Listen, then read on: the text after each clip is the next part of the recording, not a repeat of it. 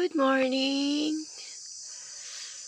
So time check is 5:55 in the morning. And now I'm here in my terrace, guys, even though it's so cold, because I want to catch the sunrise. So that's the sunrise, guys. Still a little bit dark here, but the sunrise today is a little bit early. See? So this is really where I want to catch the sunrise, because it's more easy for me to catch it. And this is our mornings here in our village of Lubbock, Bohol, Philippines. Usually this is really our morning, guys. Very quiet. And now I have to go down because after this, maybe like after 10 minutes, I have to go down and I will do my walking. And I will also try to do a little bit vlog of that. I'll go walking even just like 500 to 1,000 meters away and then come back. That's usually I do in the morning, guys, if there is no rain. But if it's raining, of course I will not do that. I don't want to get sick. Alright, so this is our mornings here. You can hear all the roosters. You can just hear the birds.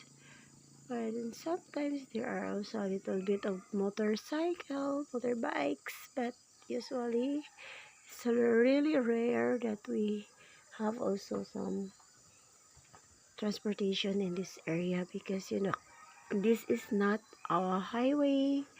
This is just our neighborhood road that connects one barangay to another one. This road is connecting the Upper Oy, because I am living in the southwestern Oy. So I am like in the interior, and there is still one more extension of our village there on the river, connecting to the road going to the town of Luay, Bohol.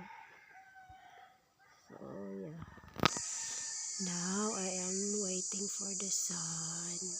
I'm waiting for the sun to really like rise, and that he will get up and you can really see it after the coconut trees.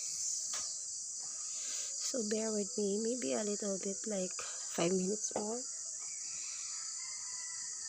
Hopefully today is a good day. Hopefully it's gonna be a good weather, guys. But I'm still feeling so cold. It usually, guys, around 3 a.m. until 6:30 in the morning here in our village is really cold. Like you can see some fogs in the mountain. So yeah,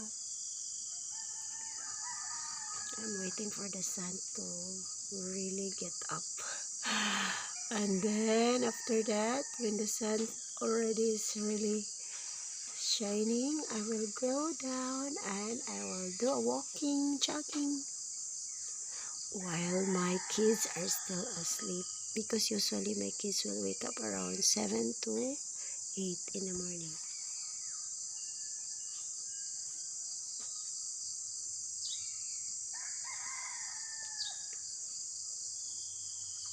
It's really quiet. It's really quiet neighborhood if it's morning time.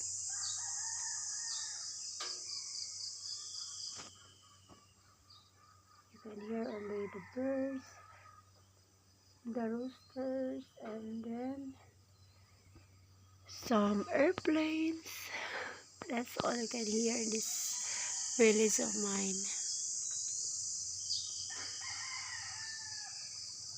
So yeah, you can see the sun now is about to loves the coconut tree. And then, because now it's already 6 something,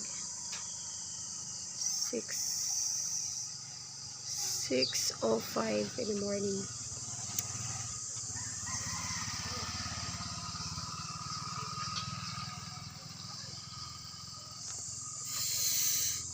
There's a fog, guys. You know, it's really foggy. That's a fog. It's so cold. It's really cold.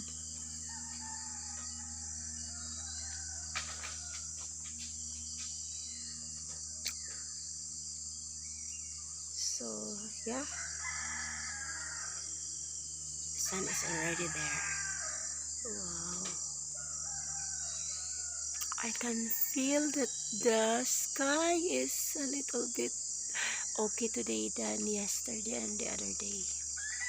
I hope it will not rain today so I can dry. I can do my hand washing for the day. So yeah. Wow, the sun already is about to really just go higher and higher. So yeah, that's all I want, guys, to really wait for the sunrise in this area. I'm here in my terrace.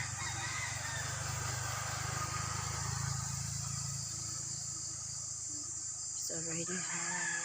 So yeah, that's all. So I have to go down now, guys, and I need to do my morning jog. Bye bye. Thank you for watching.